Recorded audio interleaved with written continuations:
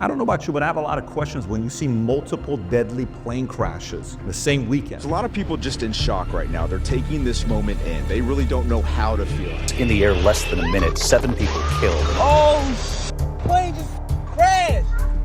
Oh. And then you see different stories. It's the EI, it's the pilot, it's intentional, it's this, it's that. The initiative is part of the FAA's diversity and inclusion hiring plan. I don't think so. I think it's just the opposite. But the most basic thing to look at that is a fact, according to data, less than 10% of the nation's airport terminal towers, they're communicating with the pilot.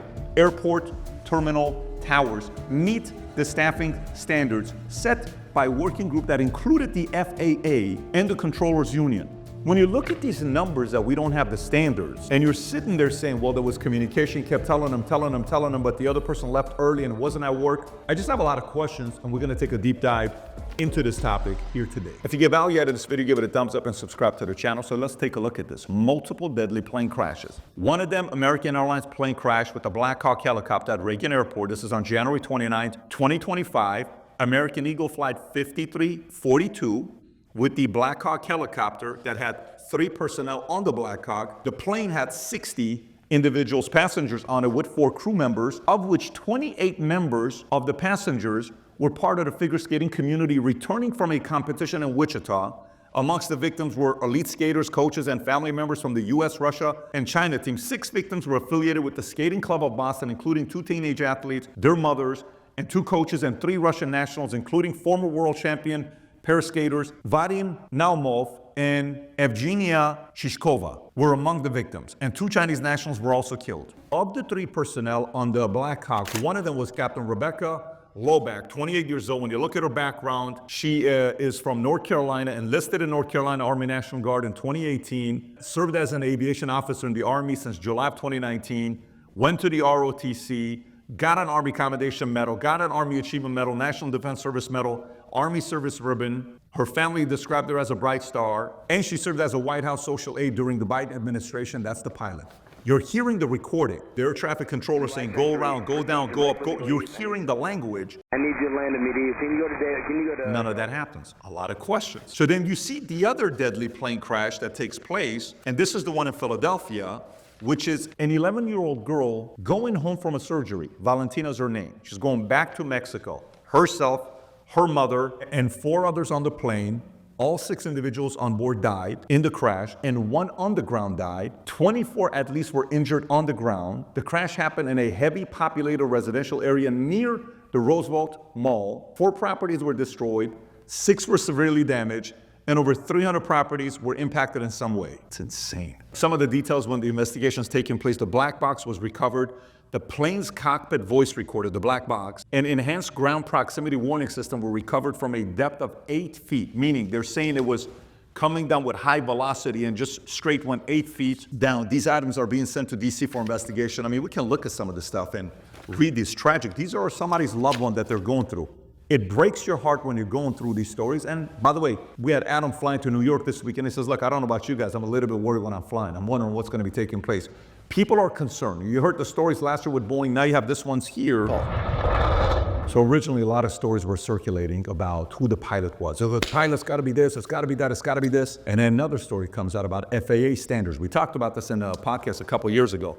This is the FAA on their website. Actively, when they're recruiting, they talk about this. They actively recruit workers who suffer with severe intellectual disabilities, psychiatric problems, and other mental and physical conditions under a diversity and inclusion hiring initiative spelled out on the agency's website. Targeted disabilities are those disabilities that the federal government, as a matter of policy, has identified for special emphasis in recruitment and hiring. They include hearing, vision, missing extremities, partial paralysis, complete paralysis, epilepsy, severe intellectual disability, psychiatric disability, and dwarfism. This is from their website. By the way, even the comments about dwarfism, somebody named John Young, who was not happy about the comments, saying, oh my God, this is offensive, you can't use words like that. I'm outraged, and I'm also, worried about other people with other disabilities. That's on their website, so he should be disappointed with what the FAA puts on the website, using the words and saying, hey, maybe they should get jobs. I think at the end of the day, I'm 6'4", 6'5". You know what I'm probably never gonna be? You're probably never gonna see a 6'5" jockey at Kentucky Derby. Why do you think? You think the horse that wins the Kentucky Derby, they're going to be like, moving forward for the Kentucky Derby, we need to hire some, jockeys that are 250 pounds and 6'7". It's not fair that all these guys are 4'8", 4'9", 4'10". We should have some big guys. What are you talking about? It's whoever helps the horse win is the one that's going to be the jockey. This is the part that this is messy and this has got to get cleaned up. Some stories on Snopes are saying, well, this was in place since 2013 on these types of guidelines. Well, even if 2013, that would be under Obama, so this is bad policies that are coming. Regardless of it all, I'm interested in FAA's policies. Hiring people like this makes no sense just to say, why are we hiring folks like this? The part about that 90% of nation's airport terminal towers don't meet the standards is concerning. When you look at it, it says only about 2% of towers meet the 2024 staffing targets for fully trained air traffic controllers. 2%, that's 1 out of 50 towers. When including controllers still in training, only about 8% of towers meet the targets. None of nation's air route traffic controller centers, this is places with high altitude and route traffic, have enough fully trained controllers to meet the targets. Staffing shortfalls, the working group's target for controllers nationwide is about 14,600. We're at 72% right now. I'm concerned about that. And then when you look at the standards, using the FAA's lower internal staffing standards, 45% of airport towers meet the standards for fully trained controllers. 59% meet the standards when including controllers in training. And by the way, even if they hire 2,000 people to become air traffic controllers, only about 1,000 of them would get the job because it would meet the training and keep the job within 2 or 3 years. Here's a story from a fellow who says, DI cost me a job in aviation. Yahoo News reported on this, a crash that was inevitable.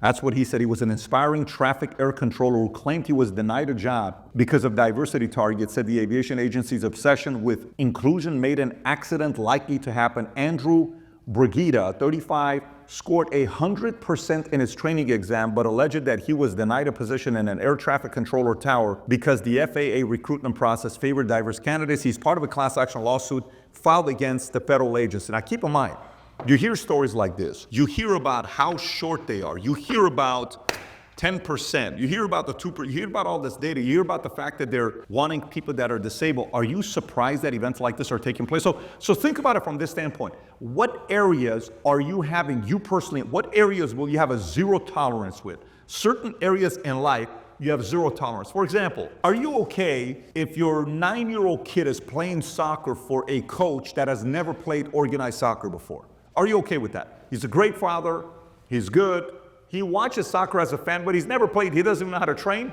You're like, you know what, I'm okay with my 9-year-old son training with them. Okay, maybe you have some tolerance. What's your level of tolerance of somebody doing a heart surgery on your wife or your husband? What's your level of tolerance? 0, right? What's your level of tolerance of protecting the border, okay?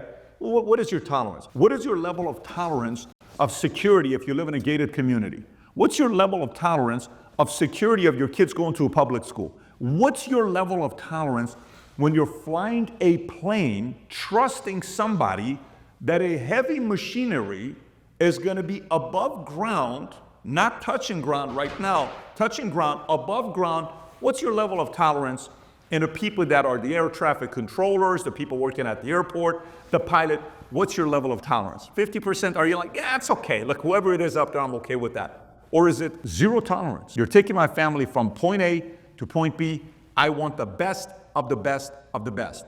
There are several areas in our life where we need to have zero tolerance. In my opinion, when it comes down to topics like this, you know why most of America is confused and upset? It's not because of politics. This has nothing to do with left, right, center, Obama, Trump, Kamala Biden. This has to do about safety and zero tolerance. There's way too many questions. Obviously, they're in investigation right now. God willing, we won't have any more of these for the rest of the year. But every time something like this happens, you know what we realize? We realize the leaks we have in certain areas and departments in our system.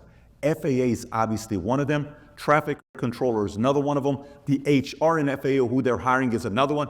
We got work to do. They got exposed. And I trust the current administration is going to get to the bottom of this and find ways to improve this. If you got value out of this video, give it a thumbs up and subscribe to the channel. And if you enjoyed this video, I did another video, I don't know how long ago, maybe a year and a half ago, on the U.S. military crisis due to DEI. This mindset the last 4 years bled into a lot of different areas in America, including our military. If you've never seen this video, click here to watch it. Take care, everybody. Bye-bye, bye-bye.